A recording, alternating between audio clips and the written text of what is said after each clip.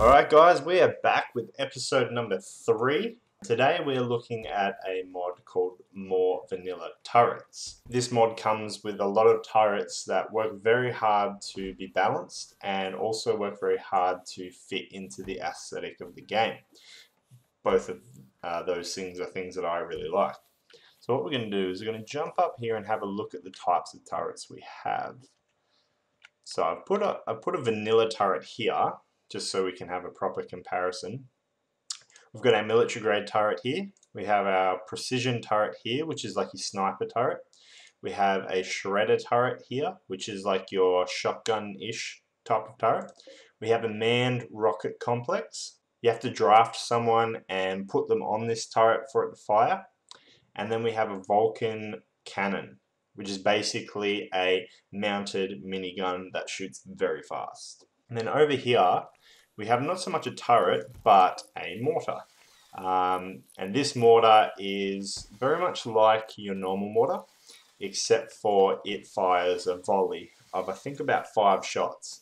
And each one of those has, you know, your classic mortar explosion radius. It doesn't require any kind of ammo, but it has a very long 80-second cooldown reload time. To unlock these goodies, you're going to have to do some research. First thing you're going to have to do is research the gun turret cooling. This won't give you only turrets straight away, but what it will give you is the ability to research military grade turrets. You'll then be able to unlock the option of shredder and precision turrets. And then also you'll be able to unlock the Vulcan cannon. To get the manned missile complex, you're going to have to research mortars. And that's going to give you your normal mortar. It's also going to give you the normal missile array. Now, it's not only going to give you that. If you've got it installed, it's also going to give you the option of having a boom rat missile array.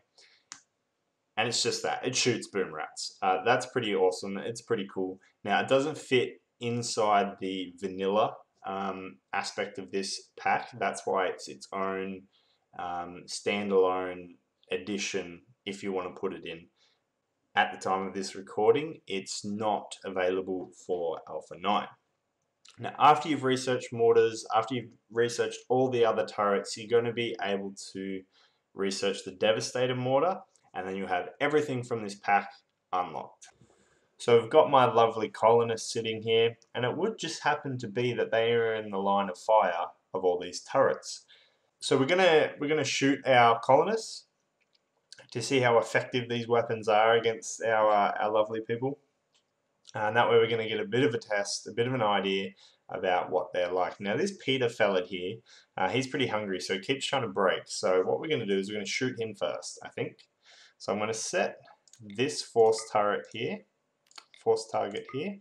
And what we're going to do is we're going to compare the improvised turret with the military grade turret. Because as you can see here, they're supposed to be modeled so that they're roughly the same firing speed, except for this one has 2 barrels, so you would expect it to fire, you know, kind of about twice as fast.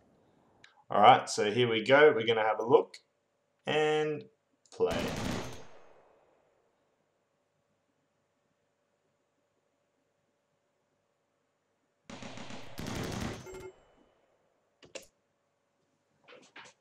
So Peter went down much faster than Curry did there. As you would expect. She's even picked something up on the way and she's not even fussed about it. So the military grade turret is really quite effective at taking people down. I've found that people break really fast, as in they try and run away, the enemies, when they're shot by these things, because the amount of bullets they're taking, I'm not quite sure how the morale kind of systems worked in this game, but especially at the start they seem to break quite easily. Next up we have the precision turret, which is the sniper turret, and we're going to shoot this lovely lady over here, and we're going to have a look at how that goes. 1 shot, 1 hit. Oh, and 2 shots and she's down, she's incapacitated. We're going to have a go with our shredder turret now on the dock.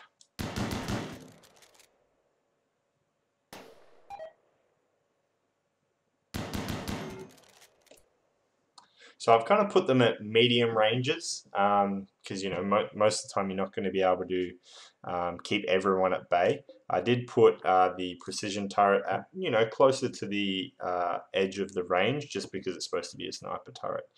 So we're going to set force turret right here. Now this guy fires a volley of shots and they're quite devastating.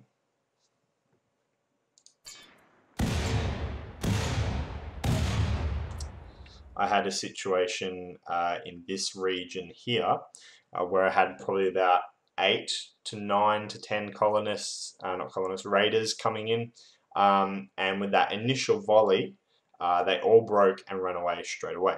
The issue is with this turret, it's quite strong, but it has a very long cooldown. So in a firefight, when you've got raiders running around and people trying to stab you and all that kind of stuff, I've found that it's more common to get your initial volley off and then the rest of your turrets mop it up and the fight's kind of over in that 25 to 30 second time window. The range on it is very large though, so if you're in a bit more of an open map compared to this one, you're probably going to get two volleys off and it's going to be worth it. And next we have our Vulcan cannon. I feel so bad peppering my colonists, but it's just the way it's going to be. Are we ready? Fire! Like I said, it puts out a lot of rounds and the rate of fire is actually quite quick, as in the reload. Yeah, so when you get into a choke point, like the one we were discussing earlier, you're going to be able to put a lot of shots into a lot of guys. And the last test fire we have is for the Devastator mortar. Now this one I do have to have somebody shoot it for me, much like a normal turret. And we're going to pound these colonists here into the ground, hopefully. We'll give it a go. We'll kill this fella and see how this operates. It's got a fire aim time. So you get a volley of 5 shots, sorry. And as you can see, this was our target and all his friends are dead. It did a lot of area effect, it did a lot of damage. So when you're getting raided, when you're getting besieged, it's going to be a very nice turret to fight back. Alright, so the last thing we have to do now is to see how these turrets perform in an actual fight. So here we go.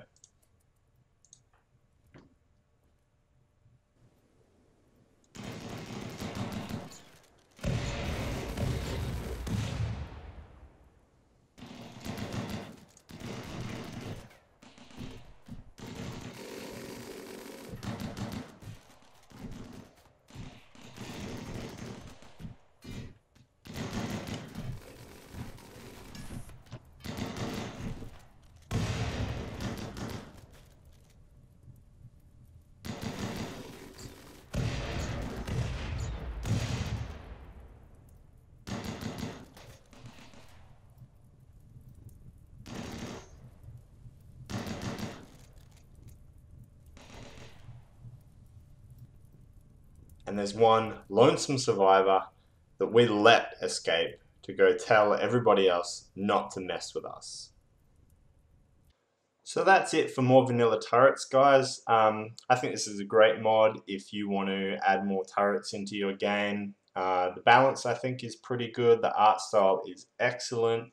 It does add a lot more end-game defensive potential and mid-game defensive potential, but overall I think it's a really good addition. I think the developer did really well. You can find the link to download this mod in the description, and if you'd like to like this video and subscribe, that would be really encouraging, and you can catch up with more mods in the future. Thanks guys.